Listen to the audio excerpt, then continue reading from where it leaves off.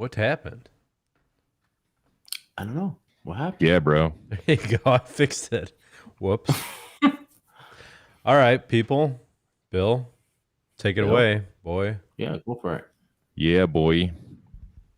So what's up, everybody? Again, you are here watching the HVAC Overtime show, as you can do every Friday, same place, same time. Fat man on Batman, that sort of thing. We are here all the time. If you guys don't know, we do have a Facebook group. Go find it. It's in this fancy website called Facebook. We're in there. Find our channel on YouTube. Like, subscribe. Don't forget to hit that thumbs up button while you're here. So, you know what we got coming up in 7 weeks? We got our 100th episode coming up. Episode 100. We have something wicked planned. Do we? Yeah, so. Do we? Well, come on. You gotta give away a few things here. Come on. I bought one of those little confetti poppers. That's the biggest thing I got planned. I was gonna just go, pull it on air and watch it shoot out some confetti. That would be pretty sweet. I mean, that's pretty cool. Yeah. I don't know what you got planned, Joe. Maybe some. I don't know what I got planned. I haven't thought about it yet. You didn't tell us, Bill. We didn't hear anything about it yet. Yeah. We will give away a few things for sure. Sorry, hold on here. At Bill, a pool dehumidifier. It has return and outside air. He's talking about that Dectron unit. Oh, dude, Dectron. Who wants to talk about Dectron? I'm up. I'm game. No, he's talking to Bill. Yeah, he's talking to me, Joe. Okay, what do you want to know about it? Shut your whore mouth. I didn't know Jason Johnson. I don't even know what a Dectron unit was until just now. Refrigeration dehumidification, buddy. Shoot, man. So it's a pool dehumidifier, huh? Yeah. And it has, the old ones had less condensers, but nowadays you got Dectron's pool has pack. Return outside air, rejects heat to pool and spa. Okay, that makes sense. Well, so this pool dehumidifier, yes, is that to what are you dehumidifying? Like this pool, is it an enclosed pool? I wonder. Indoor pool. Indoor pool. So you'd have to dehumidify the air. So here's a dumb question. Go ahead. Maybe if you have a pool in a room, it's sealed up, and you're dehumidifying the air, taking that moisture out, aren't you just emptying the pool, one would say, but Joe likes to put the dehumidified water back in the pool, right? Hey, you're just taking the moisture out of the air, and then the pool's like, well, fuck that. I'll fill that air right back up with moisture. Yeah. So you're always trying to, I don't know. It seems weird. Well, what do you mean? I don't get it. The rate of evaporation, evaporation of the water, because that's what you will get. But they are designed, and hopefully you would have to I think it. Sorry to interrupt you, Joe, but okay. I would think of it you have to dehumidify the room faster than the pool can, or the water can evaporate into the air. You see what I'm saying? Yeah, the rate of evaporation. Yeah, there's sometimes they say as long as there's a 2-degree difference, you're good. But a lot of the pool systems were designed that rate of evaporation, that moisture that you're taking out of the air, is put right back into the pool if it's designed properly. So you're not just wasting that, you could say, moisture. It's just put back in the pool. It's been a while since we started the show off with a smart conversation. Yeah, and like Jason Johnson's saying, what did he say last? It can reject to the tower as well. Yes, a lot of big systems you do for big community centers, they use a chilled water loop because you're not going to obviously use refrigerant. So you use a chilled water loop, you reject it to a plate heat exchanger, and it dumps it to the chilled water loop into a tower. Chipmunk says it's a constant battle, hence the power input. And Minky Mutu seems like a massive waste of energy for a bit of dry air. See, I'm with you. You know what? Too. There's nothing cheap about it. But if you got an indoor pool, you probably got a little bit of FU money. One. And two, it's still more efficient than the olden days when they used to just have an exhaust going and an intake going and just heating up the air and dumping it. Heating, dumping, intake, dump, just cycling that air. And Michael Hausch says you want to keep the dew point and air temperature close to water temp to limit the rate of evaporation. That's true. Yeah, I guess that makes sense. Yeah, and you know what? They'll still work even if as long as they're not so far off. Obviously, you're not going to put your room temp at 75 degrees. It's not going to happen. It might. Depends. It might. Yeah. See how that's what I was thinking. Like the problem comes when the client wants to keep the room 70 to 75 instead of 85-ish. That's what I was thinking. Like you're constantly going to be chasing that, but you're never going to achieve that. No. And that's it's not actually made for a sensible load. Joe, you actually had that recently on one of your customers, right? He was trying to keep the temperature low. No, am I making this up? Oh yes, well a lot of customers. It's a famous thing because believe it or not, they're trying to save money. So they're like, well, you know what? Can I just put my temperature? What was it? The pool? It was in the winter, and you were trying to jack up the temperature in the pool room, and they were trying to lower the temperature. Yes, and then they were having issues with the dehumidifier, right? Because of that. I think it was in the winter time, and they wanted to save energy. And what the customer was doing was they were setting the temperature lower in the room. Which obviously, if you do that, the compressor is going to be fighting it because the compressor wants to run to cool the room. Where'd that guy go? I don't know where that guy went. But, nowadays, they make him so efficient, or they try to make him so efficient that, they're rejecting that heat in so many places. You could reject it to a reheat coil to warm up the air, which helps, obviously, with the radiative humidity because, obviously, warmer air. In the wintertime, couldn't you have an ERV setup? Exhausting some of that hot, humid air and then bringing in that cold air. That's another old style. Guys like to cheap out, like, okay, I'm just going to put an HRV or ERV. They'll gum up in about a year. Yeah. The chemicals and all that, they won't last. No, I didn't think about the chemicals. But a lot of them still use them for the fresh air because a lot of these systems, if you're using it for big rooms or, like I said, big gyms or big community centers, big buildings, they use HRV to bring the fresh air in. And it's still failure. It still doesn't make sense. It's just, to me, one of my little tricks, there's a couple houses I've been to and they're like, oh, we always smell this. We always smell that chemical, the chlorine, blah, blah, blah. We can never yada, yada, yada. And sometimes it just takes a simple thing like running a, let's say 200, it depends the room size and area coming out, but an exhaust fan 24/7, just a small exhaust fan, just to keep that room in negative pressure. Just so it draws the air from everywhere else. Maybe it'll draw it from the house. Maybe it'll draw it from the outside. But at least you're not positive and pushing it inside the house. And when you're pushing the air through the walls, you'll get more dew point than air coming and penetrating to the wall as well. Start getting condensation on your walls? Yes.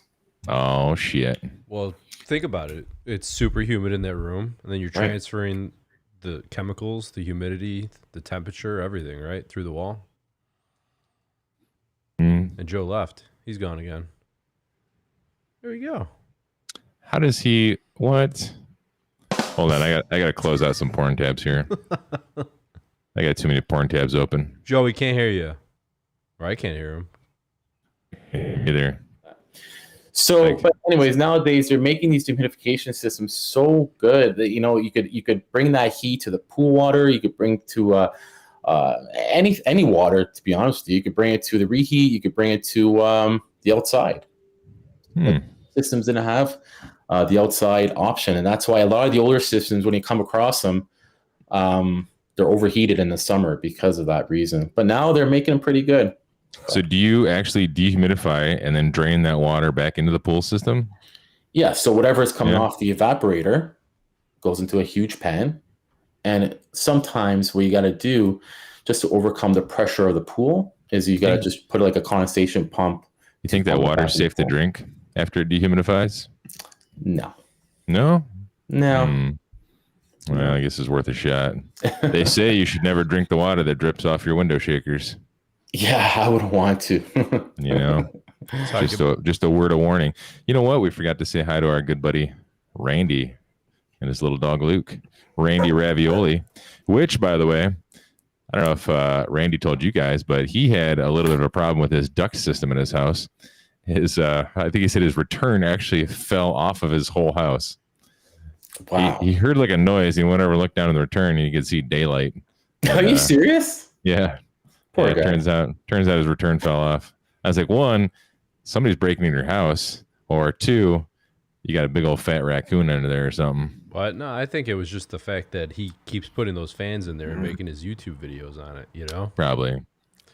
No, Randy, don't listen to Adam. Randy is cool dude. I would venture to bet too that he climbs down inside there and like just hides out for a couple days inside the vents. Randy, is that true? Are you hiding in the vents? It's like Die Hard style. He's in there. Yippee-ki-yay, Lukey Dookie. Condensing temp over ambient? Is that what you're talking about, well, bro? That's what I'm thinking of when I see CTOA. Condensing temp over ambience. What do you think? We have do you want to talk about our super duper special guest? Sure. Yeah. Go ahead, Bill. We got some guy named Eric De La Rosa here. I don't know. I literally don't know. I met him like 7 minutes ago. I think his last name is La Rosa. I mean, Joe assumes he speaks Spanish, so any of you guys out there, you may as well assume the same. We don't know. That was my bias remark when we were talking in private. Yeah. He doesn't know YouTube, I guess, doesn't have a YouTube channel. I guess he does HVAC. He wears a blue coat. I know that. His house looks like a hotel. It does. And here he is. Nice house. Here he is, everyone. Hey, he needed. I didn't even get to take a shower, dude. You look like you're a mess. Covered in freaking dirt. Chris, can you do us a favor and intro our guest, please? Chris has no clue, but yeah, go ahead. Hello, there's our guest. Chris, your hair looks like it's solid. Yeah, no, it's just curly. It's awesome, Chris. Do you get highlights? No, man. my hair, man. One of those guys, Bill. Imagine that. Chris shows up. You should form your hair in like a little tiny mohawk. See my YouTube comments, dude. I'm breaking the internet because I have hair. Like everybody's freaking out. They're like, "What, is that a wig? What is on your head? When did you get hair?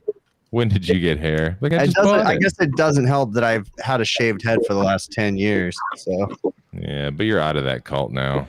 So Chris, we haven't talked to you in about a week.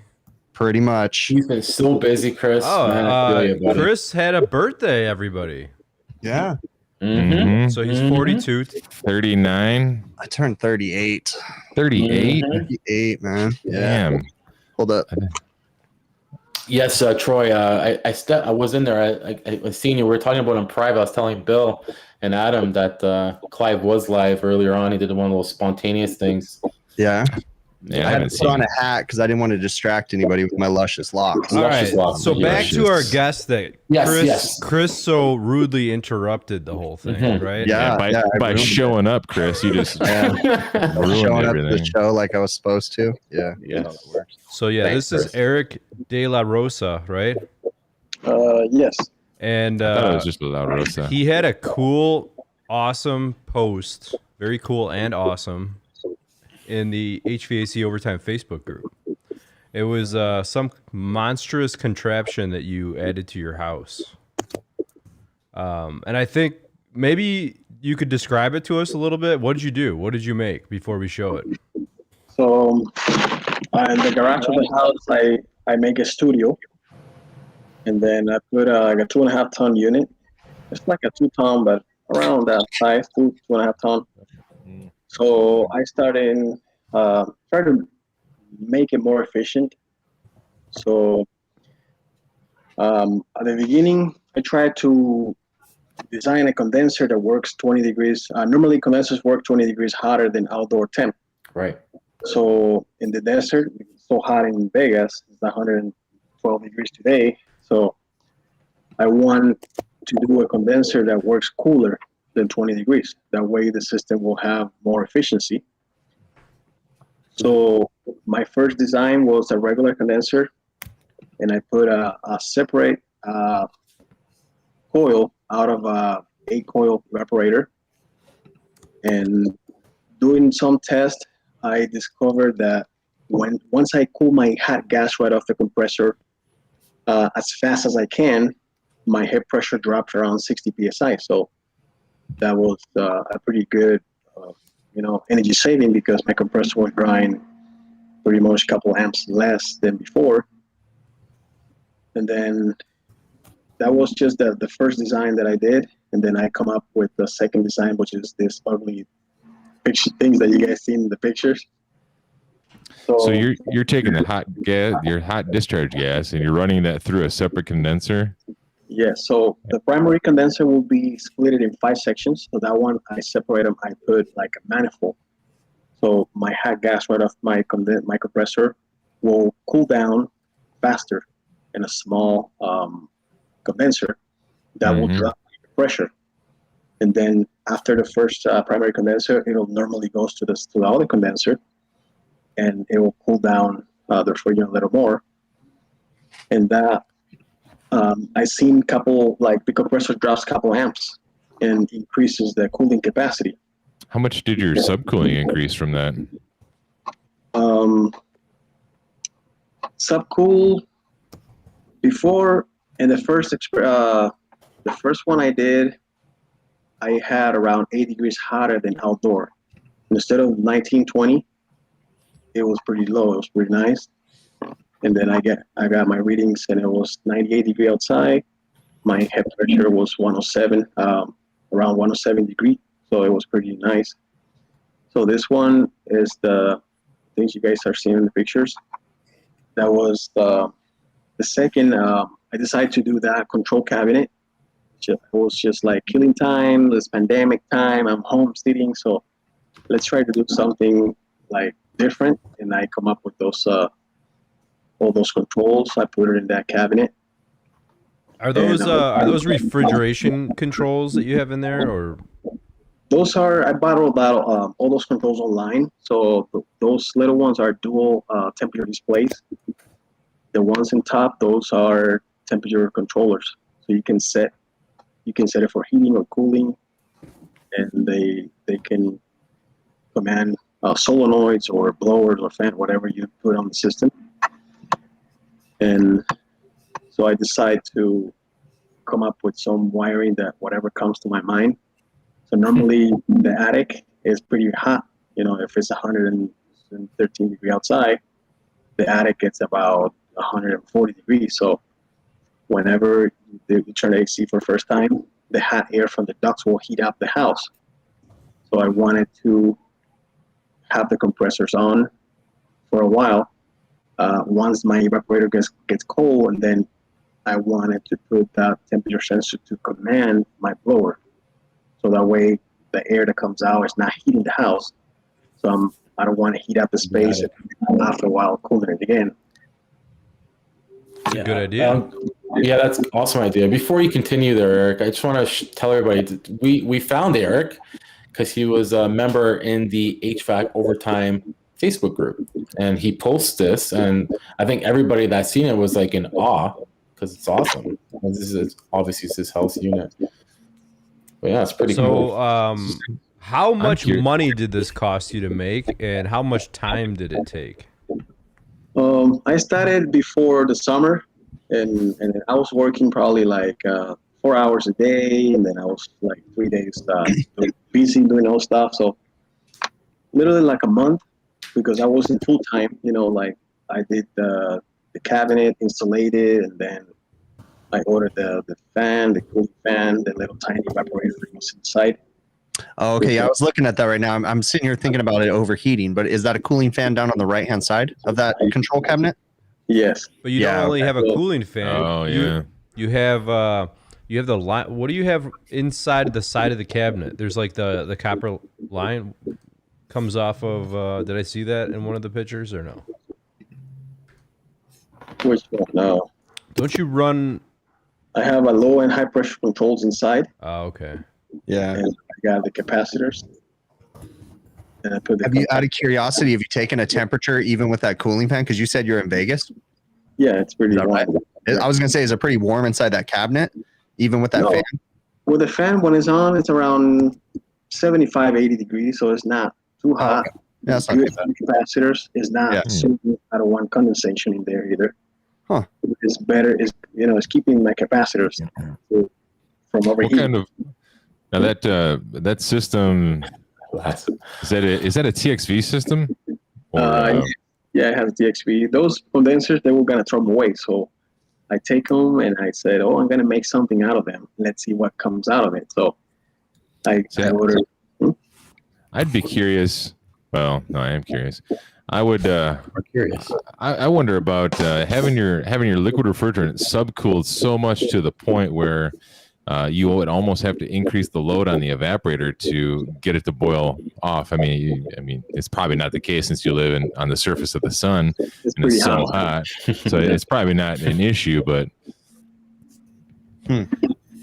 still, I wonder what kind of what the subcooling temperature is, that is before it hits that TXV. So Right. I never show the pictures of my evaporator because I have 2 evaporators inside. So there's a normal air handler. I got a TXB right before my first air handler, and then coming out of that, the suction pipe coming off my air handler goes into another evaporator that I did. So I just make a box, put a collar, insulate everything. So my return air from my filter goes into that second evaporator. It kind of pre-cools the air and then goes to my primary. And I have that's why I have all those temperature readings off right off my TXV, right off my first evaporator, right off my second evaporator, and right in my suction, so I can see my superheat, my boiling point. I was planning to do an upgrade, which I haven't done it. So like now, when it's 110 degrees, the compressors gets kind of warm, so 167 degrees around there. It's not too hot. Those compressors are rotary. And I was planning to put a liquid injection. Hello everybody, this is my invented condensing unit with 2 condensers. there's the volume. Sorry. This is an extra professional stream today, guys. Yeah. Extra professional. So, you know what I'd like you to do? If you want to get started on YouTube, it would be a great video for you to call like your local heating and air conditioning company for, call them for a service call. Oh, yeah. No, nobody will figure out because this is wiring. Now, did I just see you show a pressure temperature chart? Is that R290? Yes, I put R290 on it. It's kind of for gas. Wait, you got R290 in that? That's nice. Well, shit, why didn't we start the conversation off with that? We didn't know you planned on blowing up the whole city. You ain't gonna blow nothing up. They just haven't approved it. I guarantee that R290 will be mainstreamed into residential air conditioning within the next 10 years. I think what they're gonna do, I think that what they're going to do, like, I think it'd be really smart. I don't know. I mean, I think I've said this a few times, but I wouldn't be surprised if they come up with some sort of chillers type system where they keep the R290 outside and then some kind of cooling medium inside. I noticed you're not wearing like one of those bomb squad suits. It ain't going to blow up. You don't worry about that. Now, where did you design? I mean, where did you get the compressor for this? Where did you come up with the design? Was it did you just use an R22 compressor and you put 290 in it? R22, yes. R22 will work with 290. No, I know it'll work, but it's a really close pressure temperature relationship. But the only thing that I would be concerned about with that is, and I mean, it's not that big of a deal, but the oil, the components that are in the compressor, and making sure that everything is properly sealed as far as the starting components and stuff like that. That's the only thing. Like in the commercial side, when we deal with R290, like all the starting components and stuff are spark resistant. They're different starting components to make sure that they don't have open contacts in them and stuff. But I mean, people have used R290 in other countries for years. And never, I mean, people put propane. I mean, I'm not advocating for it, but people put propane in cars and their air conditioning systems for years too, and it's worked, especially down in Mexico. So, I mean, I wouldn't say that this would ever be approved for mainstream, because all the regulation people would be like, oh, hell no. But I mean, does it work? Sure. You can put a R22 because honestly, I don't like the 410A, especially in this hot weather. Yeah. R22 is over 500 PSI, so I don't like those pressures. And R290 has around 40 PSI lower than R22 at the same condensing temp. So 103. Is that a dual sight glass? Now, what's your total refrigerant charge on this? Do you know? It's around 8 pounds. Kind of quite a bit. Yeah. How did you come up with that number? I just added in there. There's a big receiver. Yeah. It's like glass. So did that mini split start off its life as a like a communicating mini split? It used to be, and I take everything out and I put my control and my compressor and my get rid of everything. I put TXV on it, all the cap tubes and all that. So I'm literally using the coil and the fan motor. What you're doing right now is you're really pissing off Chris, because like when he goes home at the end of the day, like tonight when he gets off of here, he's gonna go chop some compressors in half. Actually, I do. I walked in and I was like, oh man, I need to cut a compressor open for a video. Like I have one sitting on the side of my house. He's gonna karate chop it in half. Yep. Speaking of which, off topic, but can you cut me a TXV in half, please, for demonstration? I knew that was gonna come. I knew that was gonna come when Adam's been asking me, hey man, how do you cut TXVs open and stuff? Yeah, I knew that was gonna come. What you got to do, Adam, is cut that piston you had the other day in half. The one you're getting a negative, your guy getting a negative. The only thing I could think of is that is one of the pressure transducers is acting up, or because both of it wasn't my gauge, but yeah, or one of the clamps, because it was a piston coil, and the target superheat was 13. They were at 12. Airflow was good. And it showed on the S-Mans a negative, what was it, 1 or 2 degrees subcooling. Which I think would be kind of impossible, to be honest with you, right? Negative subcooling? Well, yeah, because your ambient was still below your liquid line temp, right? Do you know your temps? Isn't negative subcooling like superheat? Yeah, you're superheating you're going in reverse. I would assume you're superheating your wasn't I was not there. He just sent me a picture of it, and I was speculating what was going on. Right? Yeah. Yeah. That system that you made is pretty cool, dude. That's awesome. Pretty neat. Yeah, it's definitely something that I've thought about doing similar to that. Like I have a refrigerator in my garage. It's not an air conditioning system, but I mean, I've thought about putting an outside condensing unit on it and then piping it in and using R290, because it is an R290 thing and it just sits there overheating. And it's like, I've been thinking about doing it over and over again, but do it. And then I've also been thinking about doing my home air conditioning system. I've got all kinds of Frankenstein ideas in my head of what I want to do too.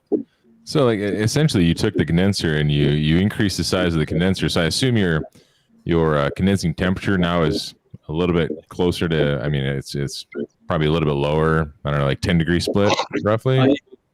I did that experiment before. So I take a 5-ton condensing unit. I take the 5-ton compressor, put a 2-ton on it, and I was expecting my head pressure to be lower. And it's still the same. And like I was asking myself, why it's still 20 degrees hotter than outdoor. So I figured out that because we have a lot of surface of piping in that condenser, the hot gas stays in the condenser for a longer period of time, and that keeps the head pressure high. So when I invented a small condenser with a big fan to cool down my hot gas right off the compressor, that's immediately, that will drop. It dropped like 60 psi. And, I'm pretty sure too with your system. Yeah, this is where you get kind of crazy engineer talk and stuff, but basically with R290, I mean, you get so much more bang for your buck. You can actually reduce the condenser size. Unfortunately, you are using existing equipment and you can't go buy an off-the-shelf condenser that has smaller refrigeration lines and everything. But I mean, what I'm getting at is typically, like if you take a refrigeration system with R290 and you can, like, let's say you take a refrigerator, one with R290 and one with 134A. The condenser, the evaporator, and the refrigeration lines on the R290 system are significantly smaller as far as the inside diameter and everything. So while your system works and it's perfect, or I mean, it seems like it's fine, you could actually reduce your charge significantly. I bet you anything, if your condenser had the right size piping in it, you could probably get away with like 3-4 pounds of R290 running your entire system, because you can do a lot more with R290. But I mean, I'm not saying you did anything wrong. I'm just like a micro channel. Yeah, but I did that because in the beginning, in first place, I'd never had a receiver. Yeah. And whenever the unit comes on, it's hot in the attic. The condenser tries to flood the evaporators, trying to cool it down, and my condenser were starving. So I have a lot of bubbles in my side glass. Yeah. That's why I added a receiver. And then once it's so hot, the attic is like 140 degrees. So the TXV is wide open, trying to cool down the evaporator before the blower starts. and then that whole receiver will almost empty out, and I can see some liquid in the suction because I got side glasses in the suction and the liquid. So Yeah. so that's why I got a lot of refrigerant reserve. Now, out of curiosity, did you insulate your liquid lines going through the attic? I got both of them insulated. Yeah, I was gonna say because you need it for sure, especially on one of those. You get massive efficiency change by insulating your liquid line, especially where you're at. I use aluminum jacket insulation too, so make it look nicer. Yeah. Our video shows it, but Now, what is your? I mean, are you residential? You commercial? You refrigeration? What's your trade? What do you I usually? do commercial. I started in residential. Uh-huh. I do some refrigeration as well. Okay. Most likely large commercial chillers, cooling towers. Gotcha. Yeah. stuff Okay. like Cool. So I think it's neat. The more, when you see people experiment like you did, it's a cool little thing. It's fun. It's something that challenges you too. So you can see you have passion for it. You put time into it. You owned it basically. It's a really neat setup you got going on there.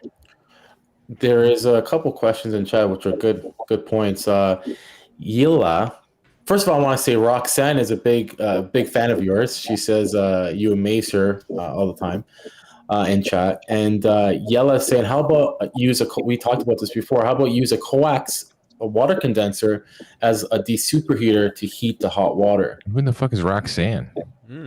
She was in chat. Oh. Roxanne is my dispatcher. See? Oh, okay. Wait, what? My work. That makes more sense. Yeah. Got it.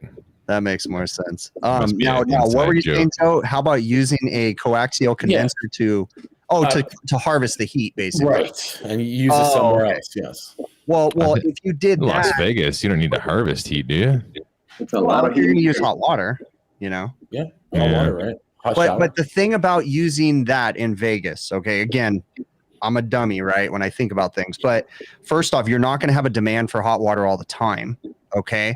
So you'd have to have some sort of something in play, because let's say you all of a sudden needed a lot of hot water and the coaxial starts pumping and it starts grabbing that heat. But then what happens when it's not taking that heat? Like you have to compensate for that. Yeah. You're going to have to compensate for that with valves and all kinds of things. Yeah. And that's going to create a problem. So let's just say, if you had a constant demand like where Joe is for heat, snow melt or something like that, you could count on it harvesting that heat all the time, and you could, make a smaller condenser or whatever. But if you're not going to be using it all the time, I don't know that it would be that efficient. I think Michael. I think we had a chat with Michael House about this as well, and I think it was Adam. Maybe you were there too. It was in the chat. But if you could set up a modulation valve and it can modulate to an outdoor condenser or your water, or Still sounds like it'd be cheaper just to pay for gas or electric to heat that water when you need it. Look at his setup. Does it not achievable? Well, I mean, what was the original reasoning behind this besides the pandemic, Eric? Is it to obviously you mentioned lowering your amp draw. Is it like an energy thing? You're trying to make your system more energy efficient? Yes.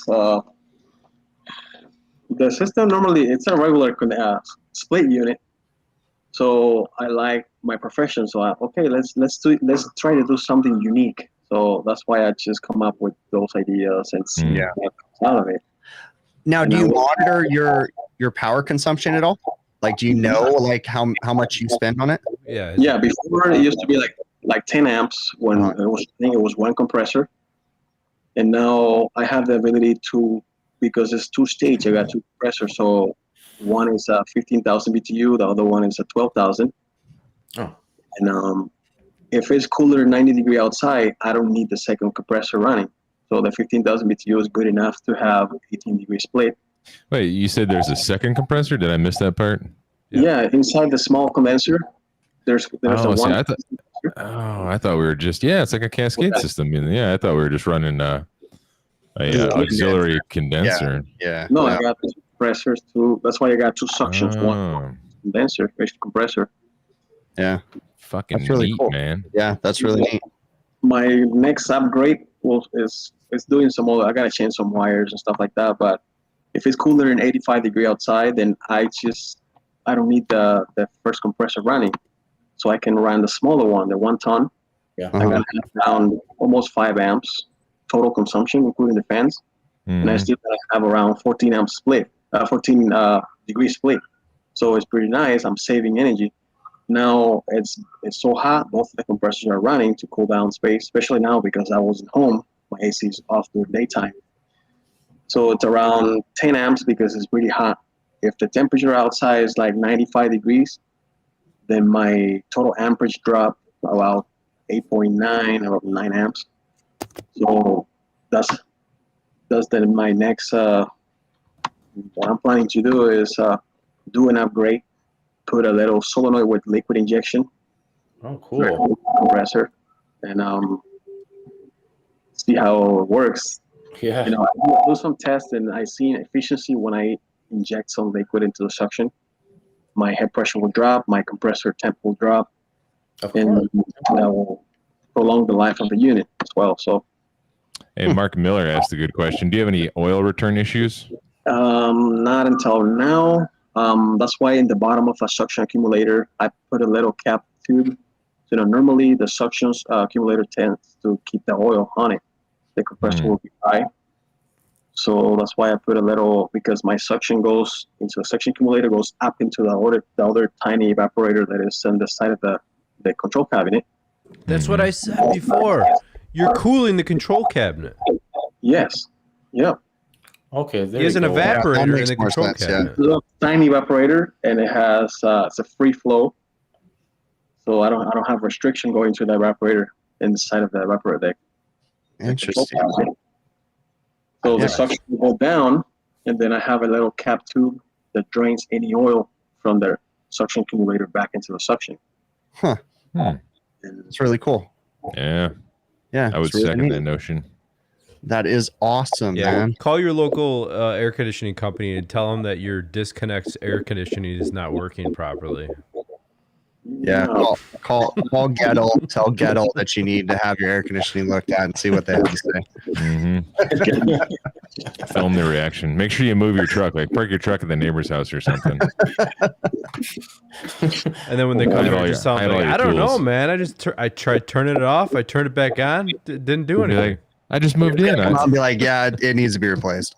Yep, that's exactly what they're going to tell you. Yep. Oh man, that's awesome, dude. That would be That's really cool. That's So really you said you got rotary compressors in there? Is that what you said earlier? Yes, I got a 1-ton Tecumseh wow. and 1.5 ton Panasonic. Both rotaries, huh? Yeah, the Interesting. Panasonic is 277 voltage. So I don't know if some technician doesn't know this, but normally if you have more than 235 volts in your house, the 277 compressor will work. So those compressors, I got them online. I guess nobody wants to buy them, and I get 4 of those compressors for like $80 a piece. So I was pretty lucky. It's like a brand new Panasonic compressor for $80. That's not bad. 4 of them. I got any. So are There you those go. Are those More to play compressors, with. are they running full out when they're on? Like when one of them's on, they're just running full bore? Yeah, they're not variable speeds or inverters. So No. compressors are. I don't think so. Jeez. I don't know until it comes to mix. There's just so many variables in that setup. Like it's almost amazing that you got into a point where it's actually functioning the way you want it to. Because I mean, I don't know, like Chris was talking about the pipe sizing, you know, your airspeed and your condensing fans, the compressor sizing, like all these different things. Two connectors together. Yeah, just like mashed together, and it's like, hey, it works. Adjust it. The TXB takes some time to adjust it. You Oh, I didn't even think of that. Yeah. wait and wait. So when both compressors are running, the TXB will adjust based on the temp it closes. My boiling point will be lower. Supply temp will be around 24 degree split. And then only with the bigger compressor, that 15,000 BTU is on, then So- the TXB will take time, but it will adjust. And Are you still running like I assume you're still running like a 40 degree evaporator standard? yes, I got one Yeah. new evaporator out of a root unit. That one has three evaporators on it, so it's pretty big. Case cool. And the other one is a big size too. It was out of an old terrain unit, and I just conditioner made it 2 manifolds, so I don't want a restriction going to the last evaporator, and that's the primary one. So that is the one that is leaving to my compressor suction, and that's the hot gas of the return from the house. The hottest air in the house is the one that is going to the second evaporator. So I'm trying to maximizing the efficiency, taking all that heat absorption of the coils, and working pretty nice. Yeah. Adam, can you post those pictures again for the people that just came in and didn't see and didn't know what we're talking about? Yeah, And then let me get back. I don't know if you can. Let's see if I can go up there and show you guys. Well, that'd be cool. We're Yeah, gonna if see you it could go live? live. Sure. Try. Let's see if this computer has enough battery. Yeah, Jonathan, I'm thinking the same thing, buddy. Because so what's he doing now? Is he running 120 now on those compressors? I didn't get that. No, it's 230. 230? Yeah, 277-volt compressors, I think you said. One of them is 277. But he, The other one is 208 to 30. So let's see if I can get up there. I think he said he bought him at Bob's Discount Compressors because nobody else wanted them. Oh. $80. $80 a pop, bro. It's the dent and scratch section. Yeah. So hot in here, so Yeah. we're gonna have to go up to the ladder. So Chris, he was saying he's 113 there. I'm like, you've been seeing pretty close temperatures in Cali, right? Wait, why are we going up a ladder? I thought this stuff was on the ground. No, Yeah, no, the he had it up on a mezzanine or whatever. Oh, between the two yeah. houses, I got this roof, Yeah. and then That is a weird house, man. Are you sure it's not a hotel? He stayed at a hotel. You rigged it all up. That is sick looking. Yeah, That it's is really nice. That's a clean looking job there too, man. Yeah. let's turn off or whatever. It's on. All right, so Yo, share a screen, Adam. Sorry, Eric. Can you? Yeah. Sorry. yes. I got you, Eric. I got you. There you go. So whenever it's calling for cool, only this is my high pressure control. Okay. This is right off my discharge of the compressor. Uh-huh. If it gets hotter than 165 degrees, it'll turn off. This one is in series with my low and high pressure switches. Right. So this other thing right here is the controls that I was planning to put. That will be for liquid injection. Oh, that I okay. have ready. So when I come and I want to see, I just turn the display. Oh, so you don't leave it on all the time. You just turn it on if you want to see it. Only when I'm servicing. Yeah. And then I can see it's 243 volts. I can see compression 1 is 152 degrees. Yeah. Compressor 2 is 166. So this one is 277. This compressor works a little cooler than the other one. Got it. Are we talking discharge temperature? Compressor shell temp. Oh, shell temp. Okay. Yeah, so Good question, Bill. I guess the 277 compressor has more resistance in the winding, and it works a little cooler. That's my theory. We have a lot of electronic gurus in the chat. They could speak on that if you guys caught that. But anyways, go You on. guys Sorry. hear me? Yeah, we hear you good. You're good, man. What? So this is right off my first my TXB. But I supposed to relocate this sensor inside the evaporator. That would be more accurate, because it's not too accurate. So entering the evaporator 1, comes out of the evaporator 1, goes to the evaporator 2. This is coming out of the evaporator 1 and entering the evaporator 2. Mm-hmm.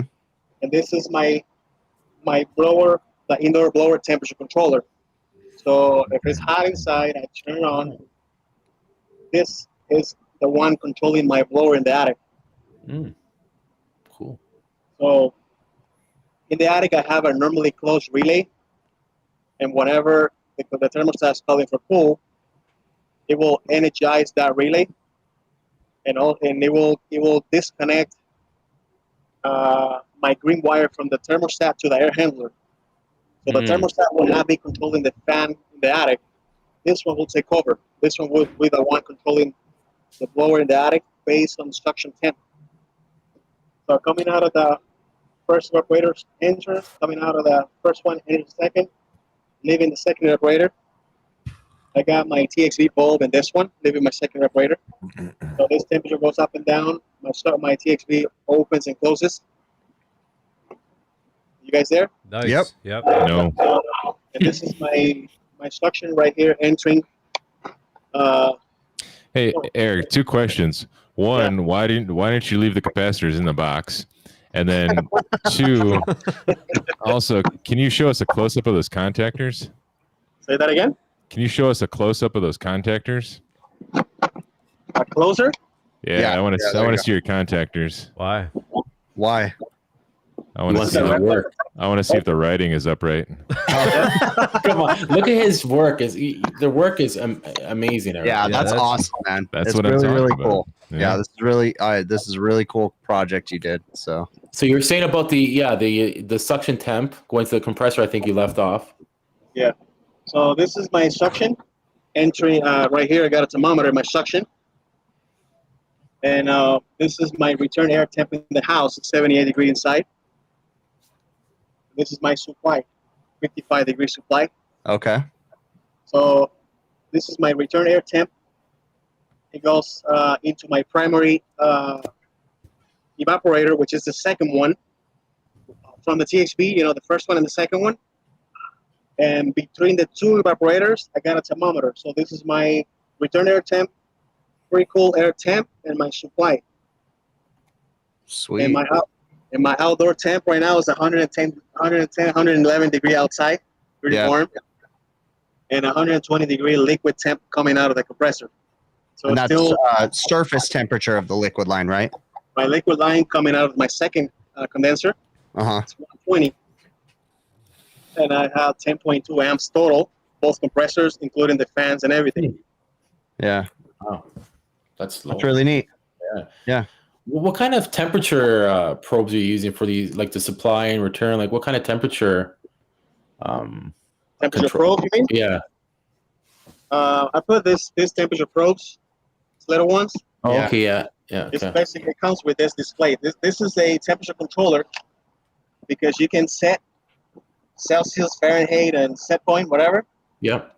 And those are only displayed. You can't set one of those. It's just displaying. Gotcha. This one is a thermostat, so you can control. I got a 30 degree differential. That one.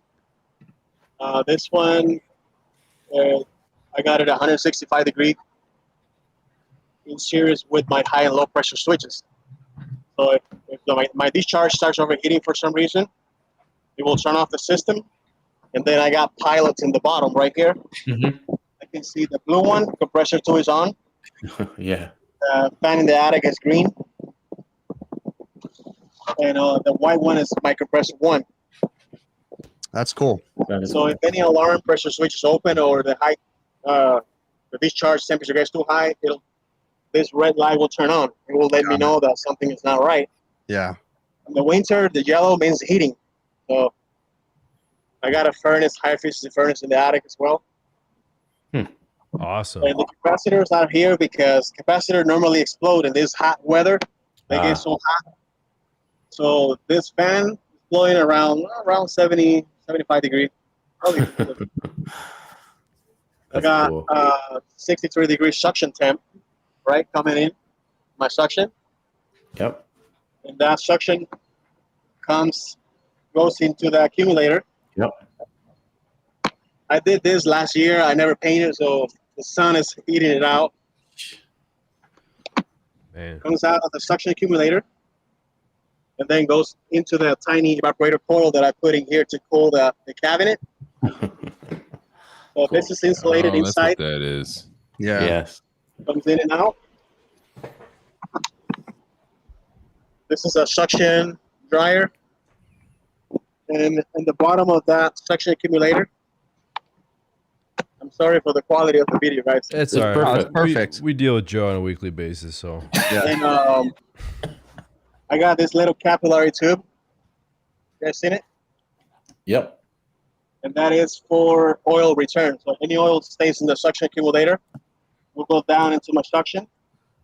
And this right here is a TY. This is a TY for compressor You guys see it? Yep. Yeah. So compressor 1, compressor 2. Mm-hmm. We'll start the suctions. Yep. So my compressor 1 in here, my hot gas discharge comes out. I have a valve. If I ever want to replace the compressor, I don't have to recover the freon in the whole system. And it's hot gas discharge that comes in this pipe. I got a manifold in here. This condenser split it in 5 sections. So I got a manifold, enters in 5 sections, come out in 5 sections. And that rejects more heat with less restriction. Coming out of that first condenser, this pipe goes into my second condenser. This condenser will do its job and cool it down. It will go out to this receiver. This receiver I drilled and I added this 2 side glasses. I can see my liquid level. Oh, that's cool. I got a dryer. I got a solenoid behind here. So whenever my thermostat is satisfied and it stops calling for cool, Mm-hmm. I got a sequencer that stays closed for like a minute, 45 seconds around there. So the system, my yellow one from the compressor, it already stops calling for cool. It will de-energize my solenoid. Solenoid will close. Compressor 1 will still running. Will be pumping down the system. So my suction pressure will start dropping. I set this low pressure control for like around 10 psi. It'll turn off. And if the pressure control closes, then the compressor wants to come back on. I have a time delay inside for like 8 minutes that it will not come on. And the sequencer will turn off by then. So everything will be off. It's not going to be short cycling like refrigeration system or anything like that. Hey, Eric. Yeah. Hey, does your wife, like when you're telling your wife about this, does your wife ever tell you to stop telling her about your system? I am looking for a wife, so I'm not married yet. Oh, there you man. go. She's on the Time rowboat. to go Yeah, there. it's that all- explains a lot. man. Starting to make sense. Yeah. Don't worry about it, Eric. We're on this. Now, All those controls, I got them online, Yes. and you can see like the kilowatts and all that. I don't really know how to set that up. Yeah. 60 hertz kilowatt is not telling me anything, but I know the voltage and the amperage is accurate. Huh. Yeah, that's But right really now- neat. It's 110 degree outside. My head pressure is 260, so it's way lower than R22. Yeah. Let's see, 260, Remember, he's R290. get your so- PT charts Uh, out. or 290. 158, and my compressor's hot gas discharge. Yeah. So it's pretty decent. Mm. And compressor temp, 168, 154. What the fuck is my R290? There we are. And propane TP chart. Oh, there's the PT. Yeah, there's the PT chart right there. That's awesome. Yeah, so you got a 15-degree split on that thing, huh? So 78, 55. So now it's pretty hot. So it's like 23 degrees around there. Yeah. Yeah, this is awesome, Eric. Yeah. It is. Yeah, this is really cool, dude. So now if I turn off my compressor too, it'll take some time. It takes me able to try to adjust and keep my suction around the same temp, between 60 to around there. Awesome. It will Yeah. take time. So it's only pulling 6 amps, so I'm saving some energy. At nighttime, only the first compressor will keep up. Second Yeah. stage will not come on. And Yeah, you're gonna need to save that energy save to, some money. to pay for the $97,000 worth of controls you bought. No, this is really cool, Eric. We appreciate for sure you bringing this on the show and giving us an Yeah. opportunity to So show glad this. to be on the This show. is really neat. Yeah. Yes. In the future, this is something I wanted to do. This will be a swap. So if it's 85 degree outside, Mm-hmm. this will de-energize double pole, double straw relay to switch my yellow 1, yellow 2. So if it's cooler than 85, then my compressor 1 will be the one in the right, the smaller one. If it's hotter than 85 degree outside, then my compressor 1 will be my second one. Then I was planning to put my compressor temp in here. This will command my liquid injection based on my compressor temps. And also, and this one that now is the compressor, I was planning to put the condenser fan motor temp on it. The ones out here. But I think that's too much. I don't know. It's never too much now. Listen, we're going to see you in the group, Eric, the HVAC Overtime group, and you're going to keep us posted, and we might get you back on again. It was a pleasure having you on, and if there's anything you want to show us before you go. That's it. Probably next time in the attic, the stuff I did in the attic, double evaporator and all that. Nice. Yeah, we'll have to check that out next time for sure. Kind of too hot to be up there right now. Yeah, You'll die. You'll totally right die. on, man. Well, All right. thank you very much for coming Thanks, on, Eric. Eric. We appreciate you showing this. Okay. Appreciate it, man. Yeah. Pleasure. All right. See you around, Eric. I think you should We'll catch you later. put a no Thank you. smoking sign up there. Thank you. Yeah. What's going on, guys? That was awesome, man. Yeah, that was really neat. I was not very neat. prepared. We all were scrambling a little bit today, so we did the old screen share method. That's all right. Yeah, Same. it worked out. It worked out. Before the show, I was like, hey, let's hold off a week so I can get some questions prepared, get my things written down. Come on. I don't care. That was really neat. I didn't even know what was going on. I might have been in the chat once or twice this week, and I heard we had a guest, but I was like, I don't know, you know. Yeah, I just found out about it like 7 minutes before the show. It was I was kind of surprised, like, whoa, that's really neat, dude. We need to get like. He popped up like pre-show, and I'm like, oh, it's Mexican Chris. This is weird. I thought it was Yamo at first. I said, Dude. this is our guest. I am freaking exhausted, man. Yeah, that's I why you have haven't heard not, from you this week. I have not stopped all week, dude, and it just keeps coming and keeps Notice. coming and keeps Man. coming. How many guys you got now? I got a new apprentice working with me. He's doing really good. He's been working with me. This is his first week, so he finished out his first week Nice. so far. Does he have a good base? Like he knows. Yeah, he he knows stuff. he went to trade school. He's worked for another small company not doing what we do, so he stepped into the refrigeration and air conditioning world. And yeah, he's doing great, man. It's awesome. Nice. It's been super cool. Like, I mean, after a week of riding with me, you know, I mean, he's met much higher than my expectations. So let's just say that. Like, I'm So super. do you think you need to hire more guys, or are you having just like a giant influx of work because like restaurants are starting to open back up and things moving again? I need a full-fledged service tech, but the problem with full-fledged service techs is you get people with bad habits. Yeah, So a lot of drama. And so, no, not necessarily drama, but just a lot of bad habits. So it's just like, you know, it just takes time for anybody. You know, it takes time to train someone. So, I mean, it's been cool. Like the guy that's been working with me, you know, like little things, like he knows I'm crazy, right? And I explain it to him, like, look, I know I'm nuts, dude, but like you got to clean my hoses. You got to roll them perfect. They got to fit in this perfect spot in my van. Hey, it's And he good gets habits. it. Yeah. Doesn't complain, doesn't like. You roll you know? your hoses. Oh, dude, my hoses are rolled perfect. They are cleaned, they're dry, You know, they're drained, and they're rolled back up, and they fit in a perfect spot in my van. Oh, If they're- those hoses, water hoses. You drain water your, hoses. oh, you drain your hoses. yeah. Do you don't drain your hoses? We Yeah, why drain would you them not drain occasionally. your? Do you like carrying hoses across a restaurant that weigh 50 pounds? Yeah, what are you, psychopaths? I don't You even know guys what we're don't- talking about. What kind of hoses are we talking about? Water hoses, like if you're Garden cleaning condensers hoses. and stuff, Oh, cleaning condensers, well, like yeah, you're gonna I- roll those up. Why not? but I roll them. They're perfect. Dude, we dry them. We take a wet towel. We wipe them off. We Is clean that I don't is wipe them that off. is that all included in the big picture, or that is like big after the- picture. Well, Ultimate, see, bro. no wonder you work for 15 hours a day. You spend so much time cleaning hoses and Yep. You gotta Wipe admit though, them guys, down. putting a wet, all full of dirty pebbles sticking to the hose Oh, and I shit can't into the do it. van is Can't do it. nasty. I Drive can't you do it, nuts, man. bro. Or working in a restaurant, de-icing a walk-in cooler and letting the hose run by the fryers and all over the floor, and it's all sticky, muddy. and muddy and nasty.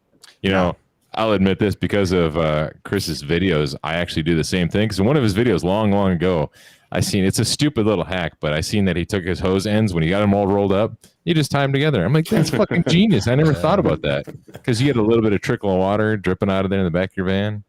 It's the oldest trick in the Man. book. So Yeah. Chris taught me about hose. Yeah, I gave Bill his hose etiquette. The birds and the bees on hose. I carry around those expandable hoses, the pocket hose or whatever they're called. Those don't work for me. I've Oh, tried what the fuck is that? three different brands. They wear out problem really is- fast. I found. Yeah, they wear out and they can't handle hot water. Reminds me of a Karen Majority hose. of the stuff that I do is hot water, and it's piped to the commercial water heaters, so it's super hot, and those 200 stupid pocket degree hoses water. explode. So, and there's nothing worse because I have a pocket hose ran through an entire restaurant. I'm in the walk-in cooler. I don't know what's going on. I'm just, Oh, yeah. So all of a you know, sudden you and then see all of all a sudden I these lose water pressure, and you go out there and there's freaking water everywhere, and you're like, oh shit. 150 degree water spraying all over the cooks. Yeah, no. They're all I only screaming and buy running through the kitchen. The heavy duty black rubber hoses, either made by Continental or Goodyear. They're recycled tires and they're super Wow. durable. They last me about 2 years. They're awesome. I actually just bought another set because my existing water hose set was about time to retire, and so I just left it on the roof of a restaurant and just went and got 2 more sets. I don't know So what hose it is that I was given, but it's like a The hairy red one? color hose. yeah, it's the red heavy hairy duty one. one. Yeah. Yeah, it's pretty good. Any of you guys have experience with this or what? What is that? A kneeling pad or the pack out? The lock pack thing? out stuff. I'm gonna I don't try to have do one single Milwaukee pack out thing at all. So Oh yeah, that's right. We gotta get you onto it soon. Wait, what was that, Joe? It just looked like a piece of styrofoam you held up. the pack out foam, dude. Yeah. You carve it and you put whatever you Yeah. want. If you want to put a drill in there, you carve out Do the you drill. need is it just a Uh. knife or do you need a hot knife? Probably a hot knife would be best. That's what's funny. That's what I was gonna do. I was gonna melt heat up my knife, my razor blade, just to make it a nice even. Why don't You you, know, just it's go better. on Order Amazon, a legit hot knife from Amazon. $10. Yeah, The fuck's a hot knife? it's like a soldering iron with a little wire. And Oh, cool. Oh yes. Perfect. Okay. What do they use that for again? Hot Oh, knife that- stuff. trimming the So, Milwaukee but- pack out but- foam. With the I don't hot know. knife, though, you have to cut all the way through it, right? Like you can't leave a little bit of foam in the bottom. No, you can leave. Oh, It you depends how deep you gotta go. Yeah, you just do it in sections. You do it in small pieces, and you trim it out to what you want. So what about those? I think it's what is that? The Pelican case or whatever I got from Harbor Same Freight, thing, bro. Where Same it came, but it came with all the squares. So you just like put whatever you want down there, and like you pop out all the little squares and you set it in there. Yeah, I don't know. Don't what you're open talking it. You got to return that. I ain't returning shit. I'm gonna try it out. I like to try everything. Why once, don't you know what I cut mean? it while we're on the show right now, please? So I want to talk a little bit because I know Joe had brought it up, and I think someone said something earlier about Oh, my herpes? No, about duct Oh. detectors. So Duct. I did want to talk about that a little bit. You know, I was working on some duct detectors today, and it just so happens that someone posted in the group, the HVAC Overtime group today, about duct detectors and how to learn. So I posted a link because I've done a few videos about duct detectors. And Adam, have you ever worked with smoke detectors? No. Joe, do you ever work with smoke detectors? No, I only looked at them, never touched them. Bill, you ever work with them? A little bit.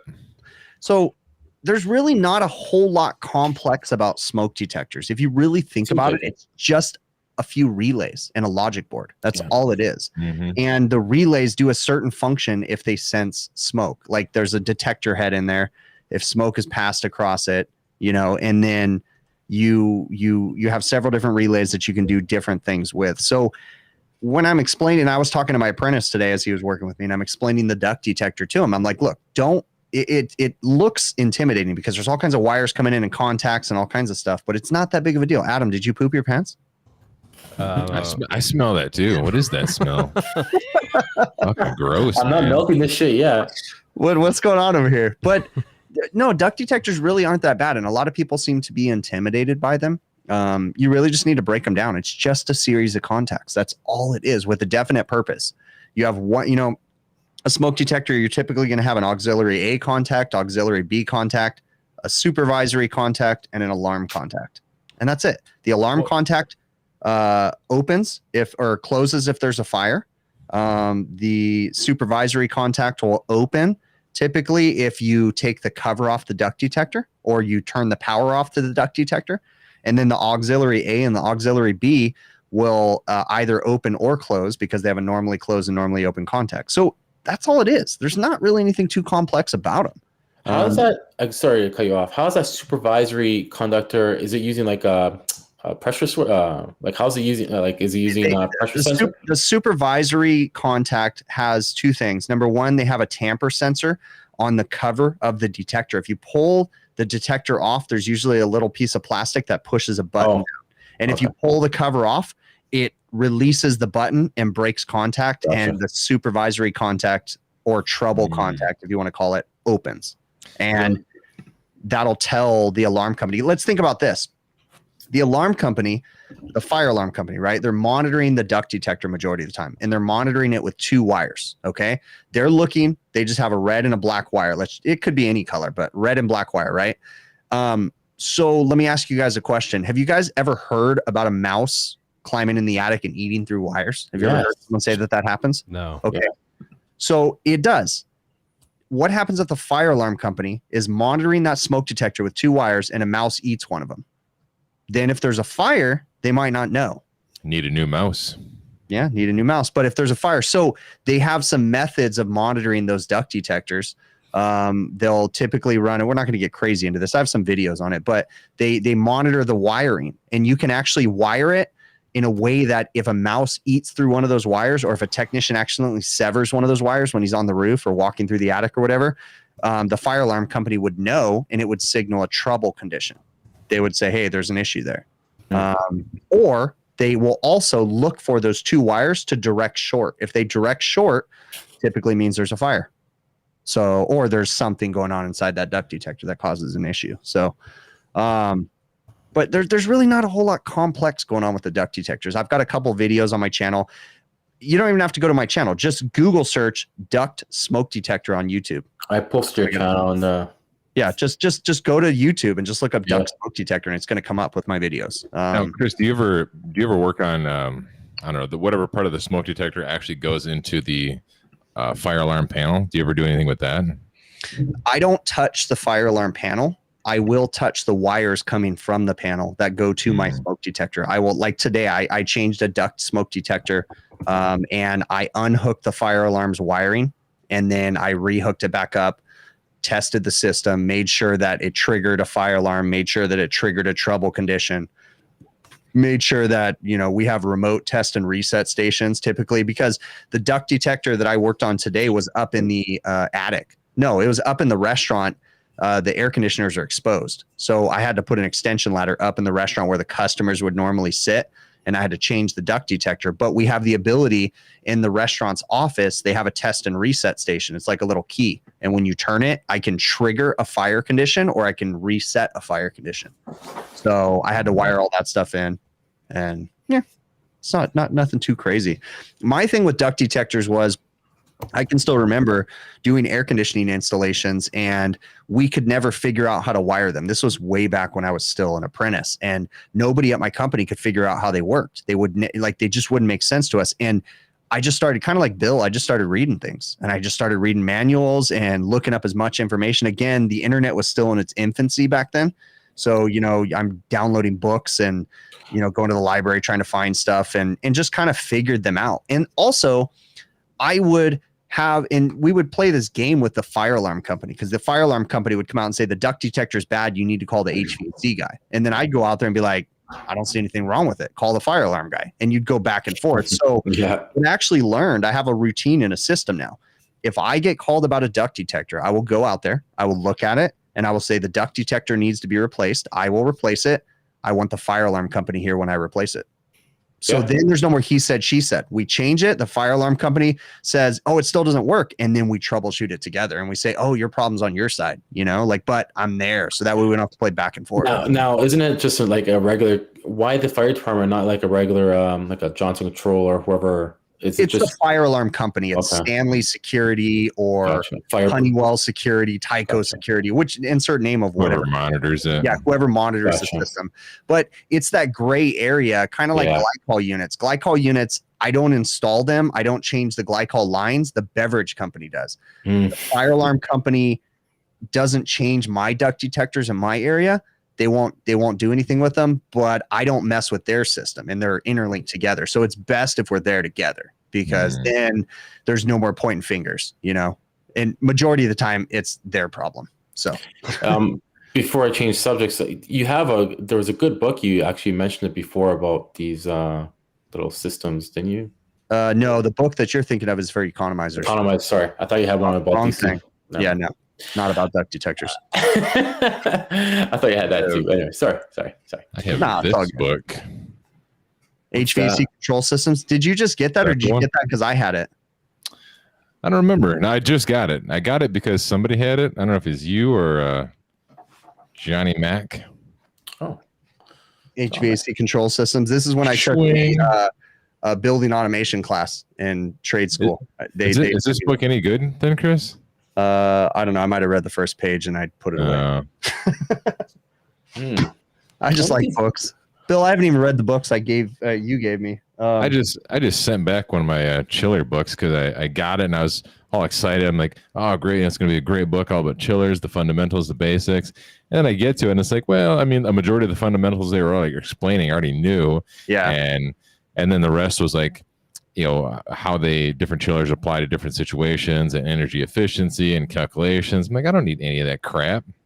I'll tell you something about the duct detectors and fire alarm system. So I have found so many restaurants, and this is what baffles me. Restaurants, they typically have to have an annual fire inspection where either the fire alarm company or the fire marshal comes out and inspects the fire alarm system to make sure that, you know, when someone pulls the pull station, it, you know, does whatever. Or anyways, I found restaurants, and this just happened to me a couple weeks ago, but I can think of 3 restaurants where the restaurant had been open for 6-7 years and the fire alarm system was never wired correctly into the duct detectors. Like they've never worked. And so I've had to go in and just replace everything, rewire everything, get it working right. And this just happened again where I changed some duct detectors. I'm not making a video on this one, but I had put a video out a while back about a smoke detector system. And I went and replaced 6 of them recently, and come to find out that the fire alarm system from day one had never been wired correctly, and the restaurant's been open for 15 years. Jeez. So I installed my duct detectors, and the fire alarm company came out and he gave me some resistors, and I put them in, and it still didn't work. So I scheduled a meetup, and he came out and he's like, yeah, you did this wrong. And I go, no, I didn't. Like, let's go up there, I'll show you. And he's like, no, it's got to be on your side. And I go, no, it's not on my side, dude. My stuff works, you know. And then come to find out, the system was wired incorrectly, so wrong that the fire alarm company had put, again, this is going to get Chinese to everybody, but had put end of line resistors at the fire alarm panel because the duct detectors were never wired right. Oh, so then he gave me resistors, and so now he had multiple resistors in the line, and so it was giving him the wrong voltage readings. And it's like, it was all because the system was never wired right, you know. And yeah, anyways. Jason Johnson, you're not the only one, buddy. A lot of people, it's a tough one. He's talking about on the automation side, like the 0-10 voltage or the milliamps. I'm assuming he's saying, you know, it's something to get used to. You'll pick up on it eventually, pretty quick after. I don't do a lot of controls work. The only time I would say that I have to deal with controls, like today, I was doing some Honeywell Jade economizer controls. We were working on them, and they run a 2 to 10 volt actuator system. So, which I don't understand. The Honeywell Jade thing is supposed to make economizer super easy. And you go through, if you guys have ever gone through a Jade controller, like it makes it super easy. But when you want to set a minimum outside air position, they don't say, do you want to open at 10%, 20%, 30%? They give you a voltage. So like the system that I was working on today, we have it set for 4.5 volts. So it's a 2 to 10 volt system. So you know, it's like, why can't you guys just say 10% instead of 2 to 10? Like, it just seems silly to me in that situation. They're the ones with the digital display and all that, right? Yeah, it's super easy, dude. You know, it's funny that he's talking about controls. I deal with more control side stuff, and maybe Adam could vouch for me on the hydronics more than I do with refrigeration. You know, just today I was setting up a mixing valve, and was it SB Danfoss mixing valve, 0-10 volts, Belimo 0-10 volts. Like all these controls are modules of blah blah blah. Okay, fine. Maybe on some dehumidification units, okay, I got a lot of control there, but a lot of it's on the hydronic side. I get a lot of. I guess with the control systems, they're probably not using their own control package, and they probably have a logic module in that Jade controller that just works with any actuator. So I guess a 2 to 10 volt basically is universal. You know, like instead of saying, you know, having to program it to say a percentage, they just put a 2 to 10 volt, you know, logic in there, and it's just easier that way. But I think I've been talking a little bit too much crazy, and I think it's actually time to wrap it up because we've been going for a while now. So Yes. I was just gonna say even the steam humidifiers have fucking 0 time. But anyways. Yeah. Well, it was a good show. Yeah. Thanks for coming, buddy. A little bit late, but that's how it works. Yep. That's how we roll sometimes. This is how we roll. Until the next one. What'd you say? Bye.